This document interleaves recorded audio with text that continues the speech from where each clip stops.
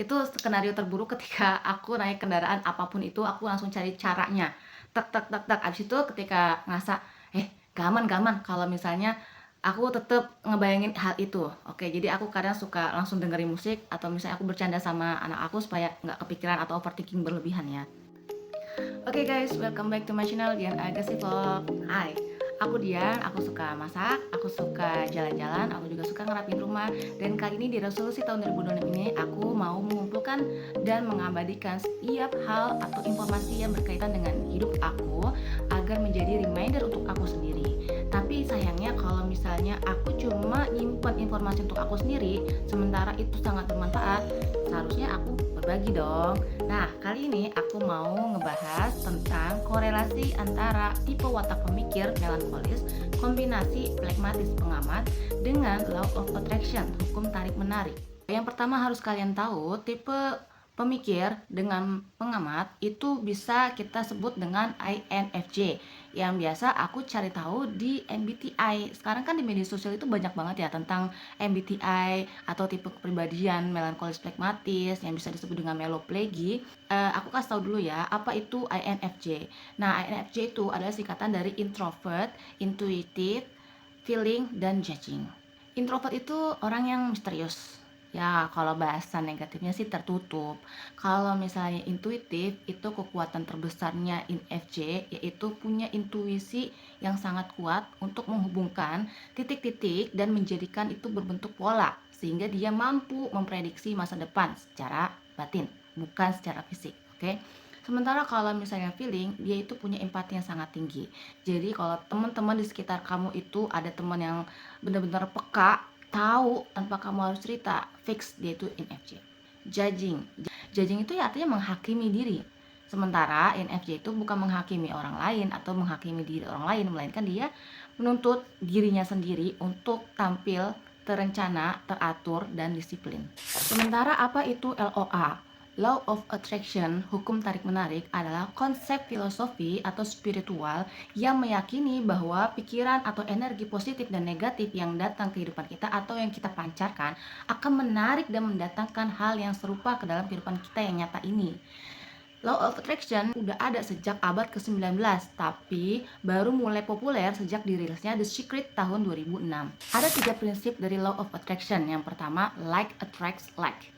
Jadi apa yang kamu suka akan menghadirkan sesuatu yang disukai juga. Contohnya kayak aku berteman dengan si A karena dia menyukai hal yang sama. Prinsip kedua dari Law of Attraction adalah nature's abhors vacuum. Semesta tidak menyukai kehampaan. Jadi kalau misalnya di dalam hidup kamu atau di dalam pikiran kamu, ketika pikiran kamu lagi kosong, misalnya habis sedih, kecewa, atau marah, kan kosong tuh pikiran kamu. Coba deh cepet-cepet jangan sampai diisi sama pikiran-pikiran negatif atau overthinking yang berlebihan. Kenapa? Karena ketika kamu sudah menyerap semua energi negatif dan kamu berlama-lama, itu otomatis akan terserap ke alam bawah sadar dan otomatis juga akan mendatangkan sesuatu yang makin bermasalah. Tapi kalau misalnya kamu langsung cepet-cepet mencari hal-hal yang bermanfaat supaya pikiran ini nggak kosong dan cari hal-hal yang positif, maka yang positif itu akan terekam ke alam bawah sadar kamu. Sehingga ketika kamu sedih tapi kamu mencoba untuk bangkit, maka yang datang adalah hal yang menggembirakan. Prinsip LOA yang ketiga adalah the present is always perfect. Hari ini adalah hari yang paling sempurna. Maksudnya gimana? Loa itu paling senang kalau misalnya kita hidup itu untuk masa kini. Nah, ini senada atau selaras dengan pemikirannya Dr. Gia. Tahu kan Dr. Gia yang lagi viral di medsos itu loh. Dia bilang kayak begini, kita itu harus hidup di masa kini nih. Jangan hidup di masa lalu. Kenapa? Kalau kita hidup di masa lalu, yang ada kita malah depresi. Tapi kalau misalnya kita hidup untuk masa depan, alias kita overthinking, yang ada kita cemas. Maka dari itu, kenapa prinsip LOA itu adalah untuk menyempurnakan hidupmu di hari ini atau di saat ini. Ketika misalnya aku saat ini lagi menikmati jagain anak, atau misalnya lagi nikmatin nemenin anak main. Kadang-kadang ada rasa kebosanan, ada rasa ngantuk. Terus kata prinsip LOA itu, nikmatin aja. Nikmati hidup kamu, menikmati kamu nemenin anak main walaupun kamu ngantuk-ngantuk, itu akan berproses untuk kedepannya. Sekarang kita bahas tentang korelasi langsung antara tipe watak INFJ dengan Law of Attraction. Di sini aku udah nulis ya, nanti aku share gambar tapi yang sudah di apa namanya, yang sudah aku sempurnakan alias udah dirapihkan. Sini karena masih coret-coret. Jadi kesannya kayak apa ya, berantakan lah pokoknya. Di sini aku nulis, aku cari berbagai banyak sumber sama pengalaman aku sendiri. Yang waktu itu aku pernah cerita, aku bermanifestasi tentang pasangan aku dan benar-benar terjadi, itu aku nggak sadar. Tapi kalian jangan khawatir nih para INFJ, kalian tuh punya kekuatan yang serupa dengan LOA. Jadi teknik LOA itu semuanya ada pada diri INFJ. Yang pertama, yang aku tulis pertama, kenapa korelasinya itu hampir sama dengan LOA. INFJ itu punya intuisi yang tajam. Kalau misalnya LOA itu dia yang pertama ada yang harus dilakukan adalah visualisasikan tujuanmu dengan sangat jelas. INFJ itu karena dia punya intuisi tajam. Intuisi itu gimana sih? Intuisi itu artinya dia membayangkan atau dia apa namanya membuat skenario. Para INFJ itu pandai loh buat skenario. Jadi kemarin nih, aku kasih contoh ya. Aku kemarin naik busway ke rumah ibuku. Di situ aku kayak detektif nih. Yang pertama aku lihat itu skenario terburuk. Tapi nggak terlalu aku pusingin. Kenapa? Kalau aku udah bikin skenario terburuk, udah gitu aku ulang di dalam hati. Kan karena INFJ itu kan mikir ya, mikir, dia banyakkan diam, akhirnya bisa bom gitu kan, jadi bom waktu. So, jadi ketika aku bikin skenario terburuk nih, kalau misalnya aku dalam busway, tiba-tiba ada kecelakaan, tiba-tiba ada mesin yang rusak, tiba-tiba ada yang macem-macem, itu kan serem banget ya kan. Cuma aku langsung mikir gimana caranya supaya aku tetap tenang.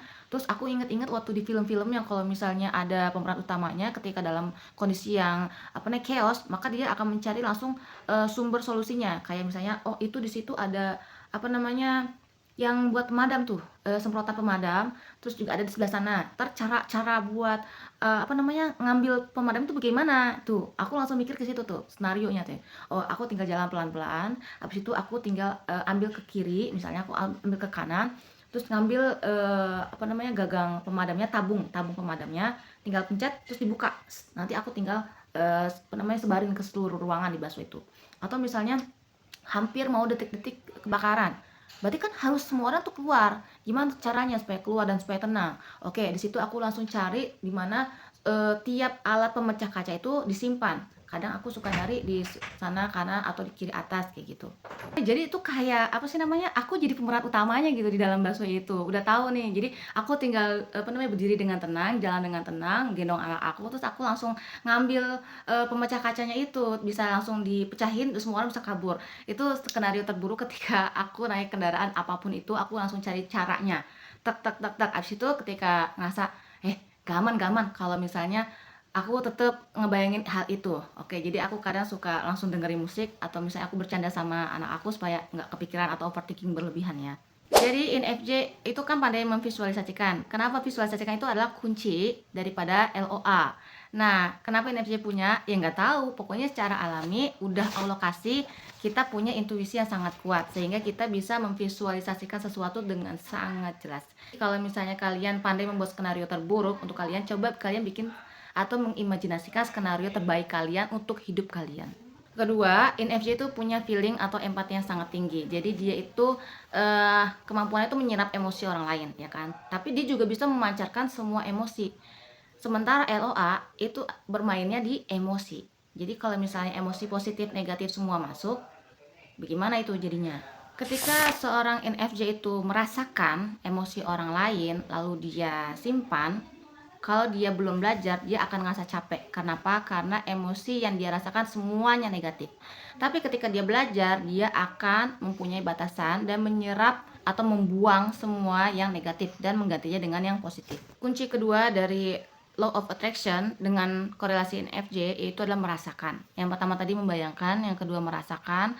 Pokoknya kalian tetap harus menjaga frekuensi atau energi kalian dengan hal-hal yang positif. Pokoknya kalian tuh mampu kok, tinggal pencet tombol on untuk sadar kalau ini tuh gak baik buat diri kalian. Boleh kalian dengerin curhatan orang lain, tapi kalau isi curhatannya cuma ngeluh aja, coba kalian dengan sopan bilang, maaf ya aku lagi ada kerjaan sedikit. Atau ya misalnya kadang dengerin, kadang enggak, sambil jalan aja. Kenapa? Karena supaya emosi dari si curhatan itu, pencurhat tadi, nggak masuk banget ke alam bawah sadar. Kalau misalnya udah masuk, kan itu kan emosi masuk ya ke sini, terekam dong ke otak. Jadi yang ada mendatangkan semuanya yang negatif-negatif. Oke, ternyata cuma ada dua kunci yang selaras dengan INFJ. So, karena INFJ itu adalah pemikir yang sempurna, pengamat yang sangat ahli, ada juga kelemahannya supaya bisa selaras dengan law of attraction atau supaya mimpi kalian beneran kejadian. Yang pertama yang harus dirubah adalah, ini aku tulis di sini nih. Yang pertama harus dirubah adalah sifat melankolis dan sempurna atau terlalu idealis. Kadang orang-orang itu nggak sefrekuensi sama yang kita bayangkan, yang kita imajinasikan atau yang kita rasakan. Kadang walaupun misalnya nggak cuma ke teman kok, kadang-kadang ke pasangan. Kan pasangan aku kan benar-benar berbeda 180 derajat sama tipe watak aku ya. Tapi memang itu yang menarik karena misalnya kita melankolis itu benar-benar butuh dihibur dan pasangan kita pasti ada sanguinisnya dan itu benar-benar menghibur kita. Sifat melankolis dan sempurna itu, pesimisnya itu benar-benar harus dirubah. Dirubahnya gimana? Pelan-pelan. Nah, di sini aku punya cara supaya pesimisnya melankolis, yang overthinkingnya tadi, terus emosi juga negatif yang suka mendominasi itu bisa dirubah. Yang pertama, di sini aku tulis ya, aktifkan indera sensori kalian. Nah, misal dengan apa caranya? Bisa jalan-jalan, bisa olahraga, dengerin musik, ngerapikan semua ruangan kalian seperfect mungkin supaya ketika kalian bekerja, overthinking kalian tuh bisa hilang. Jadi ya kalau kalian kerja gitu gak akan kepikiran apa-apa kan, pokoknya fokus saat ini, karena prinsipnya Loa itu ya udah kerjakan atau nikmati yang saat ini kalian lakukan. Cara yang selanjutnya, proses emosi melalui journaling. Aku pengalaman banget di nulis curhatan atau nulis diary zaman dulu. Pokoknya aku zaman dari kecil punya banyak banget buku diary. Kalau sekarang namanya jurnal ya. Jadi ketika misalnya aku kesel sama orang, benar-benar aku tulis sedetail-detailnya kenapa aku kesel, kenapa dia tuh nyebelin banget. Pas aku udah ngerasa puas banget, aku robek. Kenapa? Lepasin. Biar itu kayak simbol untuk melepaskan. Robek aja, robek, buang, injek-injek, atau enggak kamu rauk-rauk terus aku lempar jauh banget kayak gitu. Itu benar-benar lega banget. Cara lagi yang selanjutnya, validasi perasaan kamu. Jadi pas kamu udah nulis curhatan kamu tetap perlu validasi perasaan kamu. Kamu akuin aja kalau kamu sedih, kalau kamu marah, kalau kamu kesel, kalau kamu semua muanya. Tapi ingat jangan lama-lama. Pokoknya kalau kamu udah validasi semuanya, tapi misalnya kamu tetap butuh orang lain kayak aku kalau misalnya pengen validasi aku marah, aku ke pasangan aku. Jadi aku cerita sama dia dan aku tetap butuh yang namanya pelukan.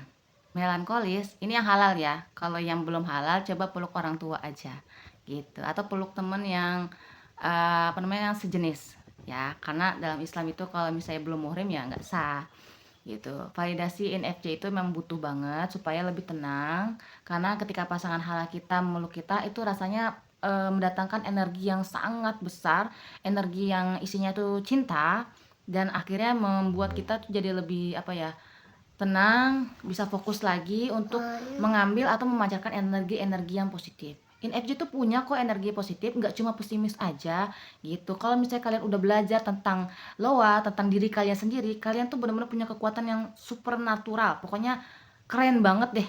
Yang terakhir, buat batasan. Coba belajar untuk ngomong enggak atau ngomong tidak. Kalau misalnya kalian nggak bisa bikin batasan buat diri kalian sendiri, bener kalian pasti capek banget.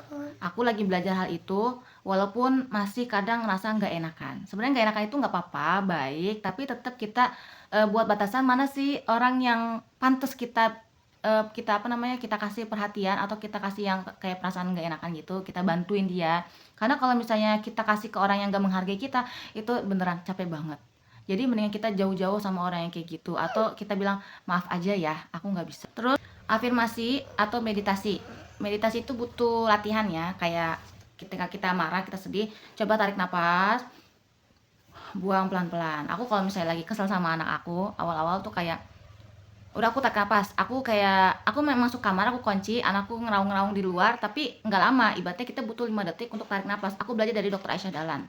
Ketika dia marah sama anaknya, coba dia tarik nafas, daripada harus keluar energi marah-marah, nanti yang ada malah semakin masalah yang datang, ya kan. Mendingan kita tarik nafas, terus kita afirmasi tenang, tenang, oke, semua baik-baik aja, anakku lagi sedih aja, nanti juga akan baik. Pokoknya latihan terus afirmasi itu. Terus juga kalau misalnya kamu lagi sedih, tanya sama diri kamu sendiri. Jangan tanya kenapa kamu sedih ya, tanya apa yang buat kamu itu ngerasa bahagia lagi. Dengan cara ini, INFJ bisa mengganti visualisasi atau skenario terburuk yang dia bayangkan menjadi skenario yang paling kreatif yang pernah ada di dunia. Karena gak semua orang bisa sekreatif INFJ. Saran aku, perbanyak melihat hal-hal yang baik. Perbanyak dengar podcast-podcast yang bermanfaat. Perbanyak juga melakukan gerakan atau pekerjaan yang kamu sukai supaya overthinking nggak menguasai diri kamu.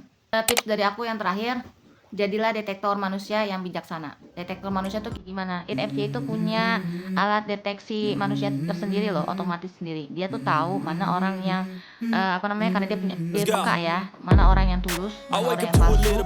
Udah gitu mana orang yang memancarkan energi negatif, mana orang yang memancarkan energi positif. Pokoknya kalau dia memancarkan energi positif, senang aja bawaannya. Itu dia bisa merasakan orang itu lagi marah, orang itu lagi manipulasi kita. Kita tuh langsung banget itu aktifin ya, karena kalau misalnya kamu aktifin, kamu ikut terhadap yang ada loa kamu, apa yang kamu pelajari itu bilang NFJ itu harus menekan tombol kesadaran. Iya, dadah.